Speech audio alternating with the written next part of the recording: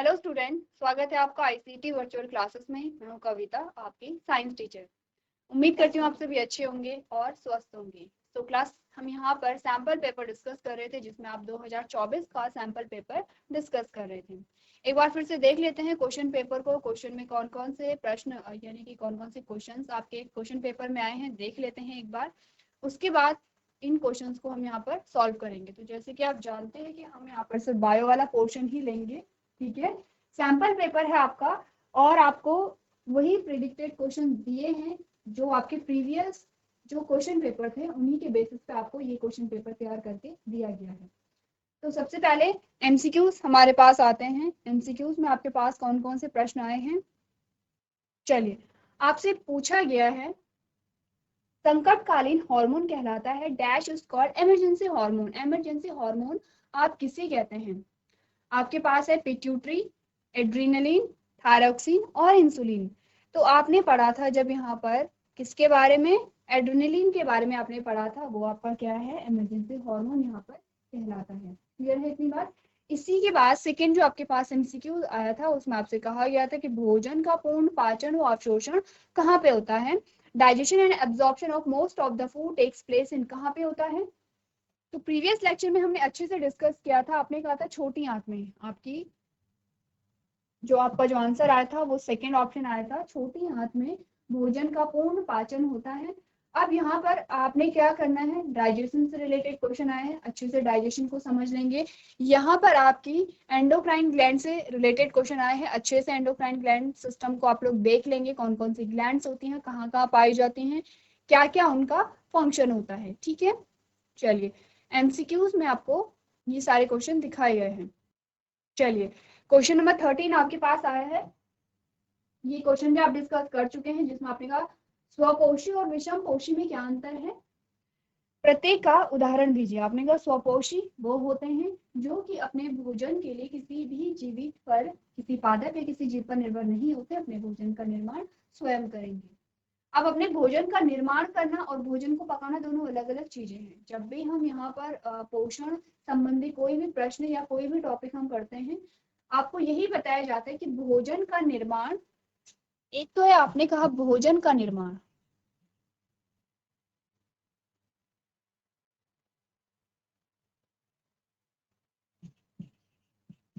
और दूसरा हमने कहा भोजन पकाना।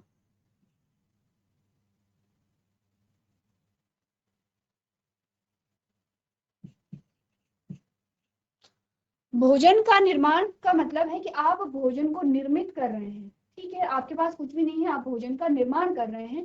भोजन पकाने का मतलब है कि आप कच्ची सामग्री को क्या करेंगे, पकाएंगे, ठीक है। दोनों चीजों में डिफरेंस। आपने कहा भोजन का निर्माण कौन करेगा, स्वपोषी। आपने कहा भोजन कौन पकाता है, आपने कहा परपोषी, ठीक है। तो आपको ये डिफरेंस पता होना चाहिए कि आपने कहा भोजन का निर्माण का मतलब है कि जो कच्ची सामग्री है भोजन के निर्माण के लिए, वो भी स्वयं प्राप्त करना, किसी जीवित से प्राप्त नहीं करना। आपका जो इन्वायरमेंट है, आपके इन्वायरमेंट में जो एबायोटिक फैक्टर आपके आते हैं, उनसे ले लिया जा सकता है, लेकिन किसी लिविंग पर निर्भर नहीं है, किसी जीवित प्राणी या किसी जीवित पादप पर निर्भर नहीं है। तो इस प्रकार के जो जीव होते हैं, जो पादप होते हैं, उसे आप स्वपोषी कहते हैं। अब स्वपोषी यानी कि ऑटोट्रॉप आपके पास दो प्रकार के आए थे। आपने कहा था कीमो ऑटोट्रॉप और फोटो ऑटोट्रॉप, यही आपने कहा था, ठीक है। एक आपने किसकी बात की थी,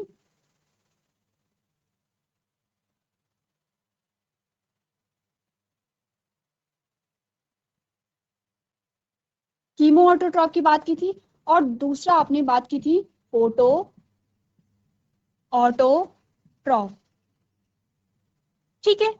दो प्रकार के हमने स्वपोषी की बात, दोनों किसके प्रकार हैं, दोनों ही स्वपोषी के प्रकार हैं, ठीक है। दोनों ही क्या है, स्वपोषी के प्रकार है। आपने कहा कीमो ऑटोट्रॉप का मतलब होता है वे जीव जो अपने भोजन का निर्माण केमिकल की प्रेजेंस में कर रहे हैं, रसायन की उपस्थिति में कर रहे हैं, उसे आपने कहा कीमो ऑटोट्रॉप। और कीमो ऑटोट्रॉप का एग्जाम्पल आपके पास आता है बैक्टीरिया।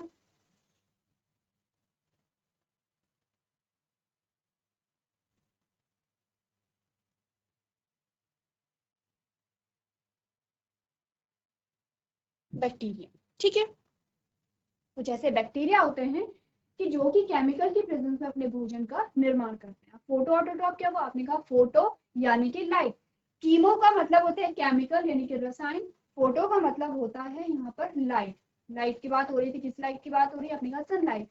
वो पादप जो कि सनलाइट सूर्य की प्रकाश की उपस्थिति में अपना भोजन बनाते हैं उसे आप फोटो ऑटोट्रॉप कहते हैं। तो आपका एग्जाम्पल यहाँ पे क्या है, पादप यानी कि प्लांट। कौन से प्लांट, ग्रीन प्लांट, जिनमें क्या होता है, हरित लवक पाया जाता है। अब बात आ रही है परपोषी की। आपने कहा परपोषी भी अलग अलग प्रकार के हमारे पास आते हैं, जैसे कि स्वपोषी के आपके पास 2 प्रकार आए हैं, वैसे ही परपोषी के आपके पास अलग अलग प्रकार आते हैं। कौन कौन से प्रकार आते हैं, आपने कहा कि जो परपोषी होते हैं यानी कि जो पैरासाइट होते हैं, एक तो क्या होते हैं, इनमें परजीवी आता है। क्या आता है, परजीवी। दूसरा आपने कहा मृतोपजीवी। नेक्स्ट आपने कहा कीट भक्षी। और परजीवी आपके पास 2 प्रकार के आते हैं, अंतः और बाह्य, यानी अंतः परजीवी, बाह्य परजीवी। ठीक है, अलग अलग प्रकार आपके पास आते हैं। दोनों में डिफरेंस क्या है ये आपने जान लिया है, एग्जाम्पल क्या है ये आपने जान लिए हैं। ठीक है, किस प्रकार से अपने भोजन का निर्माण करते हैं, यहाँ पर जो टॉपिक लेवल होता है उसमें कौन किसकी कौन सी स्थिति है, ये सारी चीजें आपने देख ली है। तो ये जो आंसर है ये आप लोग कर चुके हैं सॉल्व। ठीक है, नेक्स्ट आपके पास क्वेश्चन नंबर 14 आता है, 2 नंबर का प्रश्न है आपके पास। क्वेश्चन नंबर 14 है आपके पास और क्वेश्चन नंबर 14 को हम लोग सॉल्व कर रहे थे। ठीक है, लास्ट जो हमारा सेशन था उसमें आप लोग देख रहे थे क्वेश्चन नंबर 14 को। क्वेश्चन नंबर 14 2 नंबर का आपके पास आता है, 1 नंबर का ये वाला पोर्शन है, 1 नंबर का ये वाला पोर्शन है, इजी है। आपको यहाँ पर प्लांट टिश्यू के बारे में बात करनी थी। एक तो वो टिश्यू, उस टिश्यू का नाम आपको बताना है जो कि पौधे में जल और खनिजों का संवहन कर रहा है। दूसरा आपको उस टिश्यू का नाम बताना है जो कि पौधे में भोज्य पदार्थ का संवहन कर रहा है। इजी है क्वेश्चन, ये हम सॉल्व करेंगे। इसके अलावा आपके पास और कौन कौन से क्वेश्चन आए हैं देख लेते हैं फिर से। चलिए, क्वेश्चन नंबर 18 आपके पास आया है, कितने नंबर का है आपके पास, 3 नंबर का है, यानी कि 2 नंबर का ये आया और 1 नंबर का ये आया। पहले आपको बताना है दोहरे परिसंचरण से आप क्या समझते हैं, what do you mean by double circulation. ठीक है, डबल सर्कुलेशन क्या होता है ये आपको बताना है। क्वेश्चन नंबर 19 आपके पास आया है, मानव श्वसन तंत्र का स्वच्छ चित्र बनाइए तथा उनमें निम्नलिखित भागों को दर्शाइए, यानी कि draw a neat diagram of human respiratory system and label the following parts in it. तो जब आप क्वेश्चन पेपर सॉल्व कर रहे थे आपको रेस्पिरेटरी सिस्टम के क्वेश्चन, आपको डाइजेस्टिव सिस्टम के क्वेश्चन, आपको पाचन तंत्र के क्वेश्चन और आपको जो फूल है, जो फ्लावर है उसके आपको क्या आ रहे थे, यहाँ पे क्वेश्चन आ रहे थे। ठीक है, तो आपको यहाँ पर रेस्पिरेटरी सिस्टम बनाना है, वहां पर आपको ट्रैकिया, एल्विलाई और लंग्स को दिखाना है। या फिर आप क्या कर सकते हैं, मानव अंतःस्रावी तंत्र का स्वच्छ नामांकित चित्र बनाइए तथा उसमें निम्न भागों को दर्शाइए, जिसमें आपको थायराइड ग्लैंड, टेस्टिस और पैनक्रियास को दिखाना है। ये क्वेश्चन आप लोग सॉल्व कर चुके हैं। ये क्वेश्चन आप में से ही कुछ बच्चों ने बहुत अच्छे से सॉल्व किया है। ठीक है, नेक्स्ट जो क्वेश्चन हमारे पास आया है, चलिए क्वेश्चन नंबर 27 को देखिए, 4 नंबर का प्रश्न आपके पास आया है। सबसे पहले आपको और में भी क्वेश्चन दिया गया, या तो आप ये वाला क्वेश्चन सॉल्व करिए या फिर ये वाला करिए, तो आप अभी दोनों ही करेंगे क्योंकि क्वेश्चन पेपर को आप लोग सॉल्व कर रहे हैं। आपसे कहा गया है विस्तृत टिप्पणी लिखें, यानी कि नोट्स इन डिटेल। डिटेल में आपको क्या लिखना है, नोट लिखना है किस पे, बाइनरी फिजन पे और वेजिटेटिव प्रोपेगेशन पे। ठीक है, दोनों एक एक नंबर के, दोनों 2-2 नंबर के होंगे, ये भी 2 नंबर का होगा और ये भी 2 नंबर का होगा। या फिर आप इन क्वेश्चन को सॉल्व कीजिए जो कि 2 खंडों में आया है, ये भी 2 नंबर का है, ये भी 2 नंबर का है। आपको बताना है व्हाट इज फर्टिलाइजेशन, यानी कि निषेचन क्या है, बाह्य निषेचन और आंतरिक निषेचन में अंतर बताइए, यानी कि differentiate between external and internal fertilisation. Easy question है, कई बार आप लोग कर चुके हैं। सेकंड क्वेश्चन आपके पास आया है, गर्भ निरोधक की कोई 2 विधियां बताइए। इजी है, आपको सिर्फ 2 विधियां यहाँ पर बतानी है। ठीक है, चलिए क्वेश्चन नंबर 28 को देखिए। क्वेश्चन नंबर 28 में आपसे पूछा गया रंध्र किसे कहते हैं, रंध्र का नामांकित चित्र बनाइए।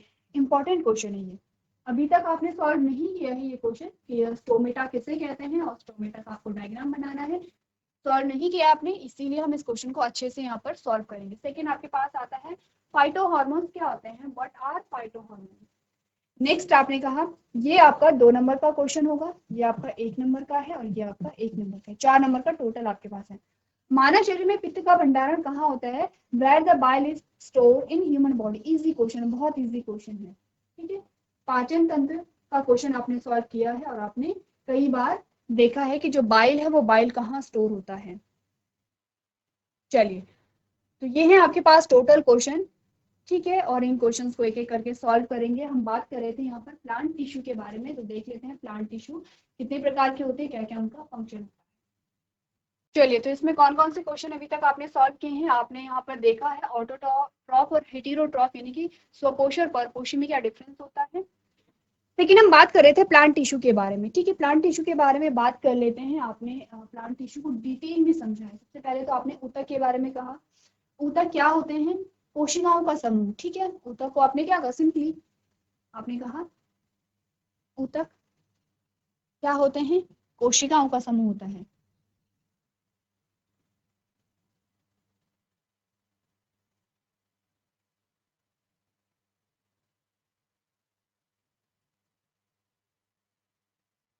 अब कैसे कोशिकाओं का समूह होता है? आपने कहा कि वो कोशिकाएं जो कि मिल करके एक पर्टिकुलर एक विशिष्ट कार्य को यहाँ पर कर रही हैं, उनका जो समूह कहलाता है वो ऊतक कहलाते हैं। और अपने का जो ऊतक होते हैं वो 2 प्रकार के हमारे पास आते हैं, पादप ऊतक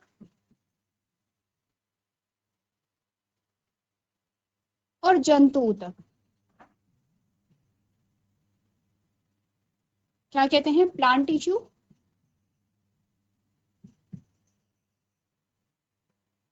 और एनिमल टिश्यू।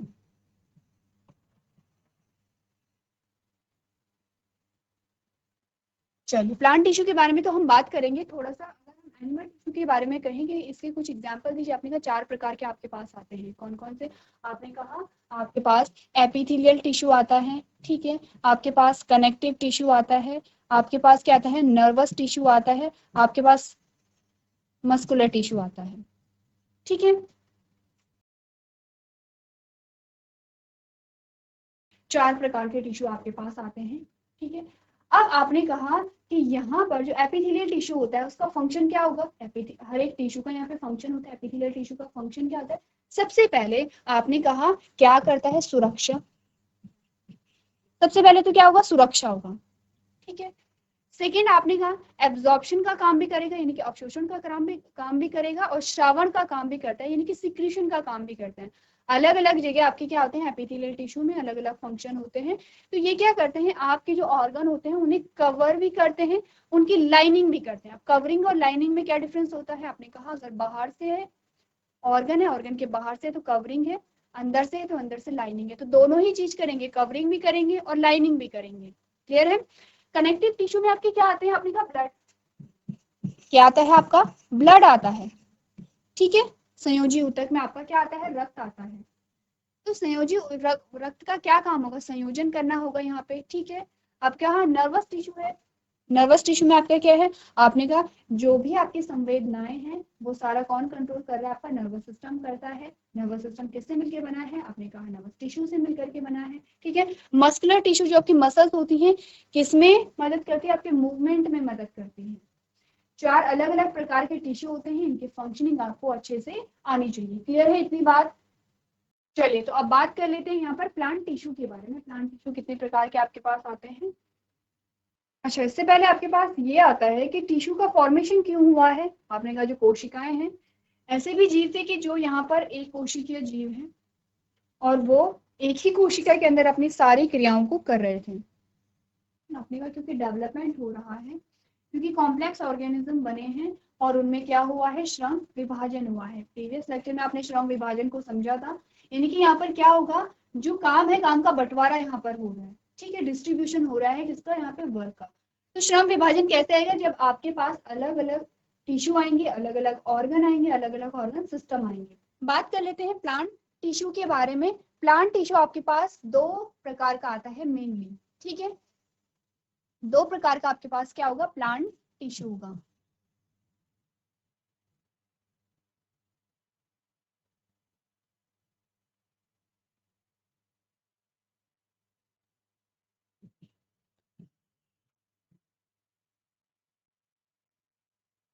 दो प्रकार का है, तो आपने कहा सबसे पहले हम बात करेंगे मेरिस्टेमेटिक टिश्यू के बारे में, यानी कि विभजोतक ऊतक के बारे में, ठीक है। दूसरी बात हम बात करेंगे यहाँ पर परमानेंट टिश्यू के बारे में, यानी कि स्थायी ऊतक के बारे में, ठीक है। अब आपने कहा कि दो प्रकार के टिश्यू हैं, तो जब भी हम यहाँ पर डिवीजन करते हैं, जब भी आप प्रकार पढ़ते हैं, कोई ना कोई बेस होता है यहाँ पर। जो मेरिस्टेमेटिक टिश्यू है और जो यहाँ पर परमानेंट टिश्यू है, दोनों को हमने दो पार्ट में क्यों डिवाइड किया है, उनके फंक्शन और उनके स्ट्रक्चर के बेसिस पे, ठीक है। फंक्शन सबसे पहले क्या होगा, आपने कहा मेरिस्टेमेटिक टिश्यू का जो फंक्शन होता है वो ग्रोथ है। जो भी ग्रोथ आपकी आ रही है वो आपकी मेरिस्टेमेटिक टिश्यू से आ रही है। तो परमानेंट टिश्यू से कौन कौन सी चीजें होंगी, आपने कहा कि यहाँ पर अलग अलग जो टिश्यूज का अलग अलग फंक्शन होता है। ग्रोथ कौन करेगा, यहाँ पर वृद्धि या फिर विकास किसकी वजह से हो रहा है, मेरिस्टेमेटिक टिश्यू की वजह से हो रहा है। तो तीन प्रकार के मेरिस्टेमेटिक टिश्यू आपके पास आए थे। आपने कहा था एपिकल मेरिस्टेम, इंटरकैलरी मेरिस्टेम और लेटरल मेरिस्टेम, ठीक है। तीन प्रकार के आपके पास क्या आए थे, यहाँ पर विभजोतक ऊतक आए थे। तो क्या क्या फंक्शन होते हैं इसके एक बार देखिए, और आप क्या कर सकते हैं, आपको अपना आंसर लिखना है क्योंकि आपने पूरा चैप्टर यहाँ पर पढ़ा। तो देखिए, जब भी आपको मेरिस्टेमेटिक टिश्यू के बारे में बात करनी है, आपको यहाँ पर देखना है एक डायग्राम।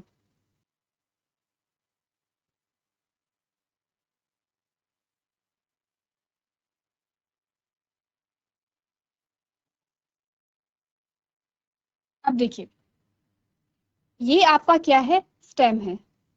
ये आपका क्या है, स्टेम, स्टेम है। ये आपकी क्या है, ब्रांच है। ब्रांच कहिए या लीफ कहिए, कुछ भी कहिए, ठीक है। अब आपको तीन प्रकार के यहाँ पर क्या दिखाए गए हैं, रेड कलर में आपको तीन जगह दिखाए गए हैं, तीन पोर्शन दिखाए गए हैं। तीन पोर्शन में आपको, आपने कहा सबसे पहले आपके पास क्या आएगा, एपिकल मेरिस्टेम आएगा। तो एपिकल मेरिस्टेम कहाँ पे है, ये आपका एपिकल मेरिस्टेम है, ठीक है। उसके बाद आपका आता है इंटरकैलरी मेरिस्टेम, कहाँ है, ये आपका इंटरकैलरी मेरिस्टेम है और ये आपका लेटरल मेरिस्टेम है। पता चल गया है कि कौन सा जो टिश्यू है वो कहाँ पे पाया जाता है। अब इस डायग्राम के बेसिस पे आपको फंक्शन भी पता चल जाएंगे। कैसे पता चलेंगे, आपने कहा जो एपिकल मेरिस्टेम है वो क्या कर रहा है, लंबाई को बढ़ा रही है। क्या करेगा, लंबाई को बढ़ाएगा, ठीक है।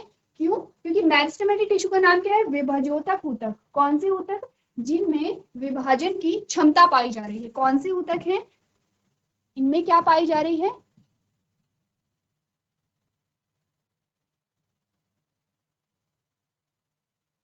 विभाजन की क्षमता इनमें पाई जा रही है। तो विभाजन की क्षमता पाई जा रही है, तो क्या करेंगे, ये विभाजन करेंगे। विभाजन कैसे करते हैं, विभाजन का मतलब क्या हुआ, सिंपल सी बात है। आपने कहा एक सेल थी, आपने कहा ये एक सेल है, ठीक है, और ये सेल दो सेल में डिवाइड हो गया है इस प्रकार से, ठीक है। क्या हुआ, एक सेल थी, एक कोशिका थी, एक कोशिका दो कोशिका में डिवाइड हो गई है। आपने कहा ये क्या हो गया है, विभाजन हो गया है यहाँ पर। तो यहाँ पर जो मैग्नेटिक टिश्यू है, इनमें विभाजन की क्षमता पाई जा रही है, विभाजित हो रहे। तो विभाजित होने का सिंपल सा मतलब क्या हुआ, आपने कहा अगर विभाजित है तो विभाजित होने का सिंपल सा मतलब हुआ कि यहाँ पर जो नंबर ऑफ सेल है वो ऐड होती रहेंगी इस प्रकार से। इस प्रकार से क्या हुआ, ऐड होती रहेंगी, और ऐड होती रहेंगी तो ये क्या करेंगी, वृद्धि करेंगी, ठीक है। आपको इस और यहाँ पर वृद्धि देखने को मिलेगी। आपने कहा एपिकल मेरिस्टेम क्या कर रहा है, यहाँ पर प्लांट की लेंथ को बढ़ाने का काम कर रहा है। क्लियर है इतनी बात, ठीक है। अब सेकंड हमारे पास आता है इंटरकैलरी मेरिस्टेम।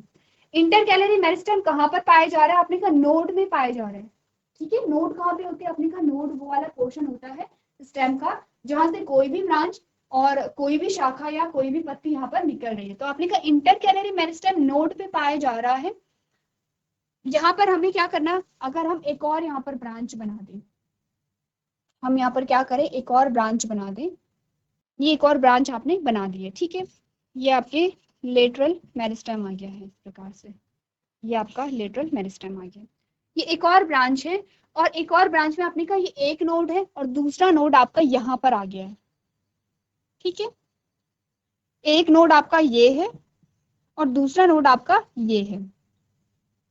इंटरकैलरी मेरिस्टेम का काम क्या होता है, दो नोड के बीच का जो स्पेस है, ये एक नोड है, ये एक नोड है, दो नोड के बीच के स्पेस को आप क्या कहते हैं, इंटरनोड कहते हैं। ठीक है, क्लियर है इतनी बात। आपने कहा ये तो है नोड, और आपने कहा कि इस वाले पोर्शन को, दो नोड वाले बीच के पोर्शन को आप क्या कहते हैं, इंटरनोड कहते हैं।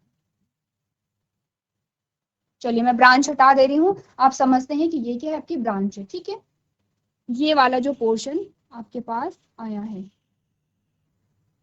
ये बीच वाला जो पोर्शन है उसे आप इंटरनोड कहते हैं। तो बेसिकली यहाँ पर जो आपका इंटर कैलरी मेरिस्टेम है वो इंटरनोड की लेंथ को बढ़ाएगा। इंटरनोड का जो स्पेस है, ये इतना स्पेस है, ये इतना स्पेस यहाँ पर बढ़ा दे रहा है, यानी कि जो यहाँ पर इंटर कैलरी मेरिस्टेम क्या करेगा, दो नोड के बीच का जो स्थान है, बीच का जो स्थान है उसे बढ़ाएगा। तो बीच का स्थान बढ़ाएगा तो क्या होगा, आपने कहा कि वृद्धि होगी। अगर आप देखें यहाँ पर, आपने क्या की, यहाँ पर इसी प्लांट को आपने बनाया, आपने कहा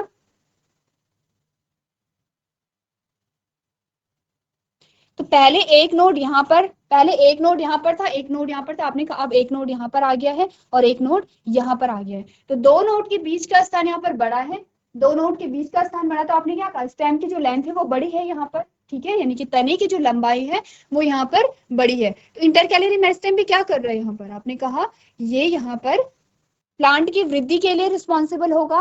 अब आपने कहा दोनों ही प्लांट की वृद्धि कर रहे हैं, दोनों ही ग्रोथ के लिए रिस्पॉन्सिबल है, लेकिन अलग अलग रीजन में है, अलग अलग तरीके से कर रहे हैं। आपने कहा एपिकल मेरिस्टेम यहाँ पर नंबर ऑफ सेल बढ़ाएगा, यहाँ पर कोशिकाओं की वृद्धि करेगा। आपने कहा इंटर कैलरी मेरिस्टेम यहाँ पर कोशिकाओं की वृद्धि करेगा। क्लियर है इतनी बात। ठीक है, दोनों जो आपके क्या आते हैं मेरिस्टेमेटिक टिश्यू है, विभाजोतक ऊतक है, उनका स्थान कहाँ पर है, आपने ये देखा। आपने ये देखा कि दोनों का कार्य क्या है। अब बात करते हैं लेटरल मेरिस्टेम की, जो आपके पास इस प्रकार, लेटरल मेरिस्टेम कहाँ पाए जाते हैं, इस प्रकार से, जो तना है, तने की साइड में, कॉर्नर में इस प्रकार से पाया जाता है। इसका क्या फंक्शन होगा, देखिए लोकेशन को देख करके ही काफी सारी जो चीजें हैं वो समझ आ जाती हैं। आपने कहा अब ये भी क्या है, मेरिस्टेमेटिक टिश्यू है। ठीक है, जो लेटरल मेरिस्टेम है वो भी वो भी क्या है, मेरिस्टेमेटिक टिश्यू है, यानी कि विभाजोतक ऊतक है। इसका मतलब ये भी विभाजन करेगा। तो ये कहाँ विभाजन कर रहा है, आपने कहा जो स्टेम है, स्टेम के जो कॉर्नर है, कॉर्नर में ये क्या करेगा, विभाजन करेगा। तो कॉर्नर में विभाजन करेगा तो क्या आपको यहाँ पर असर देखने को मिलेगा, आपने कहा कि ये जो तना है पहले ऐसे था, अब ऐसे हो गया है, तो क्या हुआ, आपने कहा तने की जो थिकनेस है, तने की जो मोटाई है, उसे बढ़ाने का काम कौन करेगा, आपने कहा लेटरल मेरिस्टेम करेगा। ठीक है, तीनों जो आपके पास क्या आते हैं, मेरिस्टेमेटिक टिश्यू आते हैं, विभाजोतक ऊतक आते हैं, क्या क्या नाम है, आपने कहा एपिकल मेरिस्टेम है, इंटरकैलरी मेरिस्टेम है और लेटरल मेरिस्टेम है। कहाँ पाए जाते हैं, इस प्रकार से आप इमेज बनाएंगे और इमेज में आप क्या करेंगे, लोकेशन को दिखाएंगे कि कहाँ पाए जाते हैं। काम क्या है, एपिकल मेरिस्टेम क्या करेगा, लंबाई में क्या करेगा, वृद्धि करेगा। इंटरकैलरी मेरिस्टेम क्या करेगा, दो नोड के बीच का जो स्थान है उसे बढ़ाएगा, या इंटर नोड का जो स्पेस है उसे बढ़ाएगा। नेक्स्ट जो आपका लेटरल मेरिस्टेम आता है वो क्या कर रहा है, आपने कहा कि ये जो प्लांट है, प्लांट की थिकनेस यानी कि जो तना है, तने की मोटाई में क्या कर रहा है, वृद्धि कर रहा है। तो देखा आपने मेरिस्टेमेटिक टिश्यू कहाँ कहाँ पाए जाते हैं और क्या क्या इनका फंक्शन होता है, एक बार नोट कर लीजिए आप लोग। चलिए तो अब आप बात कर लेते हैं यहाँ पर परमानेंट टिश्यू की, यानी कि स्थायी ऊतकों की। ठीक है, ये आपने नोट कर लिया होगा। लेकिन आपके पास आता है परमानेंट टिश्यू, स्थायी ऊतक जिसे आप कहेंगे। परमानेंट टिश्यू फिर से दो टाइप का होता है। आप सीक्वेंस समझ रहे हैं, सीक्वेंस क्या हो रहा है, आपने कहा प्लांट टिश्यू है, दो प्रकार का है, मेरिस्टेमेटिक टिश्यू और परमानेंट टिश्यू। परमानेंट टिश्यू के फिर से दो पोर्शन है जो आप यहाँ आगे कंटिन्यू कर रहे हैं। ठीक है, आपने कहा जो परमानेंट टिश्यू जो स्थायी ऊतक है उसके भी दो पार्ट आपके पास आते हैं, कौन कौन से,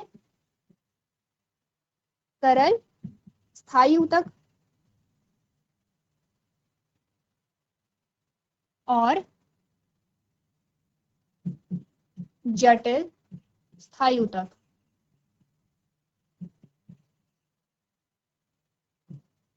तो यहाँ पर सरल स्थायी ऊतक को आप क्या कहते हैं, सिंपल परमानेंट टिश्यू, और जटिल स्थायी ऊतक को आप क्या कहते हैं, कॉम्प्लेक्स परमानेंट टिश्यू। ठीक है, क्लियर है इतनी बात। सबसे पहले बात करेंगे सरल स्थायी ऊतकों के बारे में। तो यहाँ पर ये जो ऊतक होते हैं, सबसे पहले तो आपने कहा ये होते हैं स्थायी, परमानेंट। कैसे बनते हैं, आपने कहा जो विभाजोतक ऊतक होते हैं जब वो अपने विभाजित होने की क्षमता को खो देंगे, क्या होंगे, अपने विभाजित होने की क्षमता को खो देंगे तो विभाजन नहीं होगा, विभाजन नहीं होगा तो कैसे होंगे, आपने अस्थायी होंगे, परमानेंट हो जाएंगे। तो विभाजोतक ऊतक से ही आपके परमानेंट टिश्यू बनते हैं, स्थायी ऊतक बनते हैं, इनमें विभाजन नहीं होता है। अब विभाजन नहीं होता है तो ये इनका फंक्शन क्या होगा, आपने कहा ये दो पार्ट में डिवाइड हो जाते हैं, कुछ होते हैं सरल, कुछ होते हैं जटिल। सरल का मतलब होता है कि इनकी जो बनावट है, इनकी जो संरचना है वो यहाँ पर क्या होती है, क्लियरली आपको विजिबल होती है। यानी कि विजिबल का क्या मतलब है, जो सरल स्थायी ऊतक होते हैं वो एक ही प्रकार की कोशिकाओं से मिलकर के बने होते हैं। जब आप जटिल स्थायी ऊतकों के बारे में बात करेंगे आप कहेंगे ये अलग अलग प्रकार की कोशिकाओं से मिलकर के बने होते हैं, 3 से 4 कोशिकाओं से मिलकर के ये क्या होते हैं, बने यहाँ पर होते हैं। ठीक है, सरल स्थायी ऊतक में क्या है, एक ही प्रकार की कोशिकाओं से मिलकर के बने होते हैं। इनके फंक्शन भी अलग होते हैं, बनावट भी इनकी अलग होती है। सबसे पहले सरल स्थायी ऊतक आपके पास कौन कौन से आते हैं, आपने कहा पैरेन्काइमा, कोलेनकाइमा, स्क्लेरेनकाइमा। ठीक है, क्या क्या होते हैं, पैरेन्काइमा है, कोलेनकाइमा है और स्क्लेरेनकाइमा है। 3 प्रकार के आपके पास क्या आते हैं, यहाँ पर ऊतक आते हैं। पैरेन्काइमा लगभग ऑलमोस्ट पूरी बॉडी में पाए जाते हैं। पैरेन्काइमा का फंक्शन जो होता है वो होता है संग्रह करना। क्या होता है, संग्रह करना। अब जब आप चैप्टर पढ़ रहे थे आपने इनकी बनावट भी देखी थी, आपने देखा था इनमें इंटरसेलुलर स्पेस पाए जाते हैं। ठीक है, इंटरसेलुलर स्पेस जानते हैं आप लोग, इंटरसेलुलर स्पेस का मतलब होता है दो कोशिकाओं के बीच वाला जो पोर्शन होता है। जैसे एक कोशिका ये है, एक कोशिका ये है, एक कोशिका ये है। अब आप लोग जान रहे हैं ये जो डबल लेयर बनाई जा रही है कौन सी है, एक तो आपकी क्या होती है, सेल वॉल होती है, एक आपकी क्या होती है, सेल मेम्ब्रेन होती है। ठीक है, अब ये अलग अलग आपके पास क्या आए हैं, यहाँ पर कोशिकाएं आई हैं। तो कोशिकाओं के बीच आपको ये वाला पोर्शन दिखाई दे रहा है, ये वाला पोर्शन। ठीक है, सपोज यहाँ पर भी कोई कोशिका है, ये वाला जो पोर्शन जो मैं आपको कलरफुल करके दिखा रही हूँ ये दो कोशिकाओं के बीच का स्थान है। क्या कहेंगे इसे, इंटरसेलुलर स्पेस कहेंगे। तो आपको क्या बोला, ये जो पैरेन्काइमा है, पैरेन्काइमा में क्या होते हैं, इंटरसेलुलर स्पेस होते हैं। और इन्हीं इंटरसेलुलर स्पेस के कारण ये दो प्रकार के हमारे पास आते हैं। आप कहेंगे एक होता है आपका क्लोरेनकाइमा, ध्यान रखिए क्लोरेनकाइमा की बात हो रही है, कॉलेनकाइमा की बात नहीं हो रही है। और दूसरा आपका आता है एरेनकाइमा। ठीक है, कॉलेनकाइमा क्यों हमने बोला, हमने कहा जब यहाँ पे जो पैरेन्काइमा है वो हरित लवक का क्या करेगा, संग्रह करेगा। किसका संग्रह, हरित लवक का। क्या होता है हरित लवक, क्लोरोफिल। जब यहाँ पर कॉलेनकाइमा जो आपका पैरेन्काइमा है वो हरित लवक का संग्रह कर लेता है तो आपका क्लोरेनकाइमा कहलाता है, जो कि यहाँ पर फोटोसिंथेसिस में मदद करेगा। ठीक है, अब एरेनकाइमा क्या हुआ, आपने कहा जब इंटरसेलुलर स्पेस बहुत ज्यादा बढ़ गई, जैसे कि पहले आपने देखा पहले की स्थिति और अब जो स्थिति आपके पास आई है, ये आपकी सेल्स हैं। इस प्रकार से ये आपकी क्या है, सेल्स हैं। इंटरसेलुलर स्पेस आप देख रहे हैं बहुत अधिक आपको दिखाई दे रहा है। जब बहुत ज्यादा इंटरसेलुलर स्पेस बढ़ जाता है पैरेन्काइमा में तब आप इसे कहते हैं एरेनकाइमा। तो जो एरेनकाइमा है आपका वो कहाँ पाया जाएगा, वो पाया जाएगा आपके एक्वेटिक प्लांट में। जो आपके जलीय पादप होते हैं उनमें पाया जाता है आपका क्या, यहाँ पर एरेनकाइमा। तो एरेनकाइमा का देखिए, पैरेन्काइमा का फंक्शन क्या था, स्टोरेज करना था। आपने कहा जब क्लोरोफिल का स्टोरेज कर रहा है तो क्लोरेनकाइमा है, अब इसका फंक्शन है फोटोसिंथेसिस करना। आपने कहा अगर इंटरसेलुलर स्पेस बहुत ज्यादा बढ़ गए हैं तो एरेनकाइमा आपने कहा अब इसका फंक्शन क्या होगा, फ्लोटिंग करने में मदद करता है। ठीक है, फ्लोट करने में क्या करता है, पौधे की मदद करता है, यानी कि तैरने में मदद करता है। ठीक है, उसके बाद आपका आता है कॉलेनकाइमा।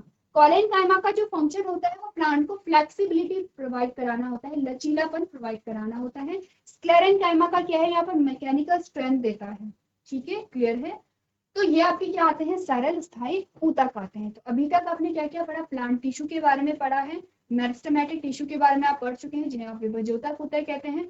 सरल स्थायी ऊतकों के बारे में आपने देखा 3 प्रकार के होते हैं, क्या क्या इनके फंक्शन होते हैं। आज के सेशन में हम इतना ही करेंगे। नेक्स्ट हमारा सेशन होगा उसमें आप बात करेंगे जटिल स्थायी ऊतकों के बारे में, यानी कि कॉम्प्लेक्स परमानेंट टिश्यू के बारे में। और यही आपका क्या है, आंसर भी है, आपके क्वेश्चन का आंसर क्या होगा, कॉम्प्लेक्स परमानेंट टिश्यू ही होंगे यहाँ पर। तो ये आप क्या करेंगे, घर से पढ़ के लेके आएंगे, एक बार फ्लो चार्ट आप लोग देख लेंगे जो आपको दिखाया गया था। तब आपको ज़्यादा अच्छे से यहाँ पर समझ आएगा। तो आज के सेशन में हम इतना ही करेंगे। अभी तक क्लास में बने रहने के लिए आपका धन्यवाद।